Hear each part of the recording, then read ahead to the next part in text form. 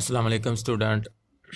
आज हम second year physics chapter number 12 शुरू करने जा रहे हैं। तो इस चैप्टर को पढ़ने से पहले हम कुछ इसके इम्पोर्टेंट पॉइंट, कुछ इम्पोर्टेंट चीज़ें जो हैं वो डिस्कस करेंगे।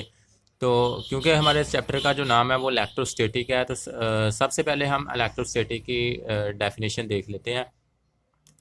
Electrostatic, the branch of physics which deal with the study of charge at rest under the influence of electric force is known as electrostatics। यानी कि फिज़िक्स की ऐसी ब्रांच जिसमें हम इलेक्ट्रिक फोर्स के ज़ेरे असर रेस्ट चार्ज का मुताला करते हैं, फ़िज़िक्स की ऐसी ब्रांच को इलेक्ट्रोस्टैटिक बोला जाता है। इसके बाद हम देखते हैं चार्ज की मुख्तलिफ स्टेट, डिफरेंट स्टेट को हम स्टडी करते हैं कि ये स्टेट क्या होती है और इसके क्या मीनिंग है।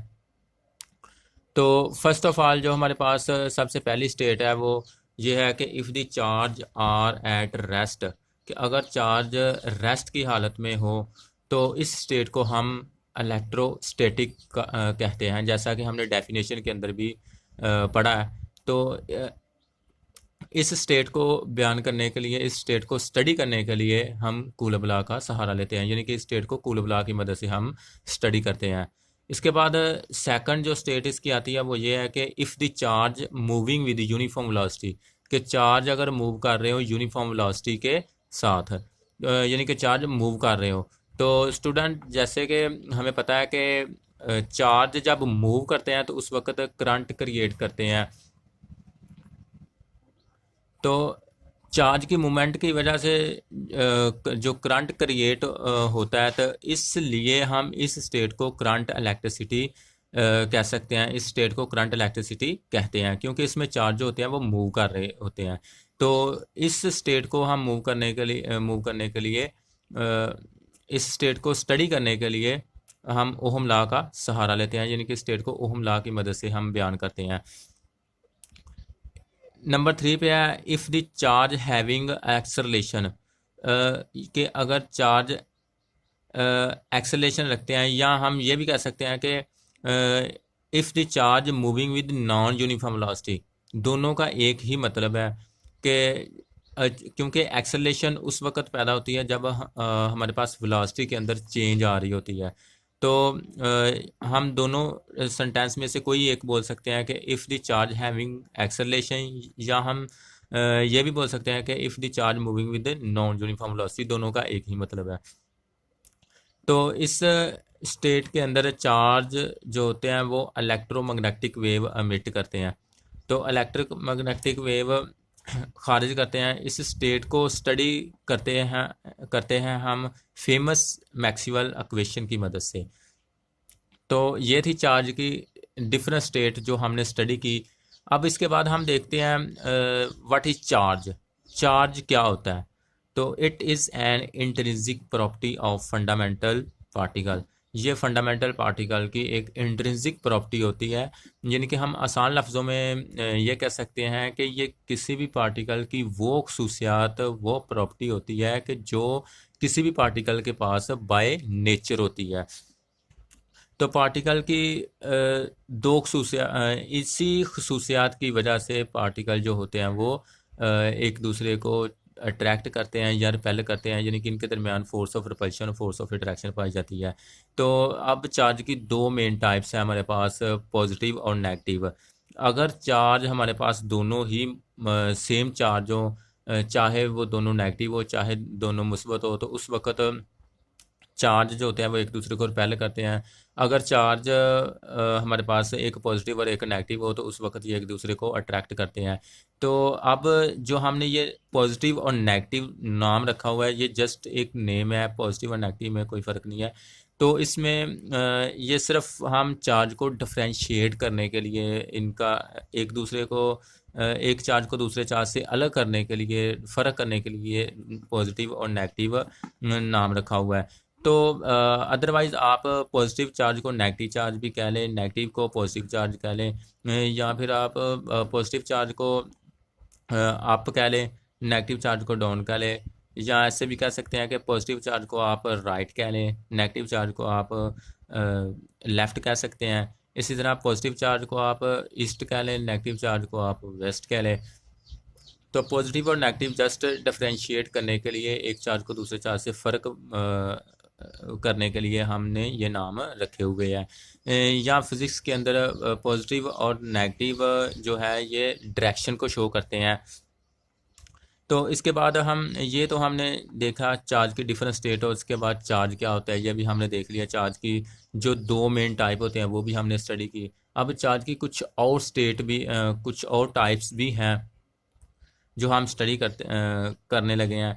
तो सबसे पहले हमारे पास पॉइंट चार्ज। पॉइंट चार्ज क्या होता है? तो पॉइंट चार्ज को समझने के लिए हम दो चार्जेस का सहारा लेते हैं। फ़र्ज़ करें हमारे पास ये दो चार्ज है, दोनों ही हमने मुस्बत ले लिए है, ये वाले Q1 और Q2, और इन दोनों के दरमियान ये डिस्टेंस D है। तो हम ये कह सकते हैं कि अगर इन चार्जेस के दरमियान जो डिस्टेंस पाया जाता है, ये डिस्टेंस इन चार्ज की डिमेंशन से ज़्यादा हो, तो ये चार्ज एक दूसरे के लिए पॉइंट चार्ज है।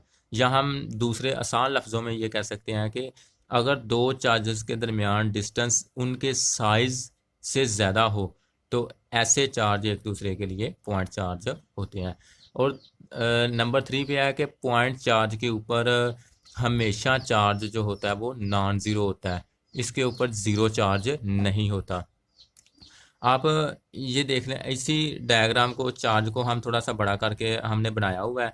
तो इस चार्ज को बड़ा करके हम देखते हैं, ये इसका क्या है, डायामीटर, यानी कि इसका साइज़ है। तो ये डायामीटर अगर ये जो डायामीटर है इस डिस्टेंस से कम हो, यानी कि दोनों चार्ज का जो डायामीटर है, जो साइज़ है, इन के दरमियान पाए जाने वाले डिस्टेंस से कम हो, तो उस वक्त ये चार्ज एक दूसरे के लिए पॉइंट चार्ज होते हैं।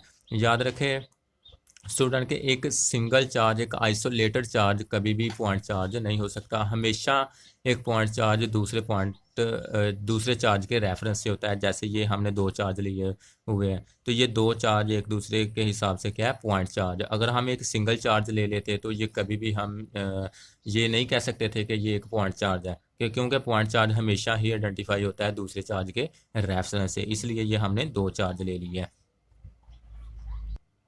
इसके बाद हमारे पास नंबर 2 पे है यूनिट पॉजिटिव चार्ज। तो यूनिट पॉजिटिव चार्ज हमने देखना है कि ये क्या होता है। यूनिट पॉजिटिव चार्ज ये एक अलग कंसेप्ट है, अलग टॉपिक है। तो यूनिट पॉजिटिव चार्ज हम इसकी वैल्यू कोई भी सेट कर सकते हैं अपनी फैसिलिटी के लिए। यूनिट पॉजिटिव चार्ज आप देख लें, फॉर एग्जांपल के हमारे पास 1 कूलब पॉजिटिव चार्ज है, 1 कूलब पॉजिटिव चार्ज है, तो इसको हम यूनिट पॉजिटिव चार्ज हमने कह लिया है। इसी तरह अगर हमारे पास फंडामेंटल वैल्यूज़ है चार्ज की, 1.6 मल्टीप्लाई बाई 10 इज रेज़ पर माइनस 19 कोलब, तो ये फंडामेंटल वैल्यूज़ है चार्ज की। तो ये किसी भी पार्टिकल की जो कम से कम वैल्यू होती है वो इतनी होती है। तो इस वैल्यूज़ को हम क्या कह सकते हैं, यूनिट पॉजिटिव चार्ज। ये आपकी वैल्यू पे, आपकी कैलकुलेशन पे डिपेंड करता है कि आपने किस किस्म की कैलकुलेशन करनी है। उस हिसाब से आप कोई भी इसकी वैल्यू जो है वो सेट कर सकते हैं। जैसे मैंने आपके सामने ये दो एग्जांपल वाज़ा की है, एक कोलम वाली और ये एक वैल्यू वाली। तो इसलिए आप अपनी फैसिलिटी के लिए कोई भी वैल्यू इसकी सेट कर सकते हैं। इसके बाद आ जाता है टेस्ट चार्ज। टेस्ट चार्ज जैसा कि नाम से ही पता चल रहा है, टेस्ट चार्ज है, यानी कि टेस्ट करने के लिए जो इस्तेमाल होता है चार्ज, उसको हम टेस्ट चार्ज बोलते हैं। तो ये चार्ज जो होता है ये किसी दूसरे चार्ज के इलेक्ट्रिक फील्ड को टेस्ट करने के लिए जो चार्ज इस्तेमाल करते हैं उसको हम टेस्ट चार्ज बोलते हैं। और ये चार्ज जो होता है ये जस्ट एक कंसेप्ट है, इसको हम कंसेप्चुअली या थ्योरेटिकली सिर्फ यूज़ कर सकते हैं। तो इससे चार्ज को हम टेस्ट चार्ज बोलते हैं। तो इसको सिर्फ और सिर्फ दूसरे चार्ज का इलेक्ट्रिक फील्ड टेस्ट करने के लिए इस्तेमाल किया जाता है। ऐसे चार्ज को हम टेस्ट चार्ज बोलते हैं। तो यहाँ पर हमारा टॉपिक जो होता है वो कंप्लीट होता है। तो इसके बाद हम अपना इस चैप्टर का, इलेक्ट्रोस्टैटिक के चैप्टर का जो फर्स्ट टॉपिक है वो नेक्स्ट वीडियो में हम स्टार्ट करेंगे। तो मिलते हैं नेक्स्ट वीडियो में। थैंक यू, अल्लाह हाफ़िज़।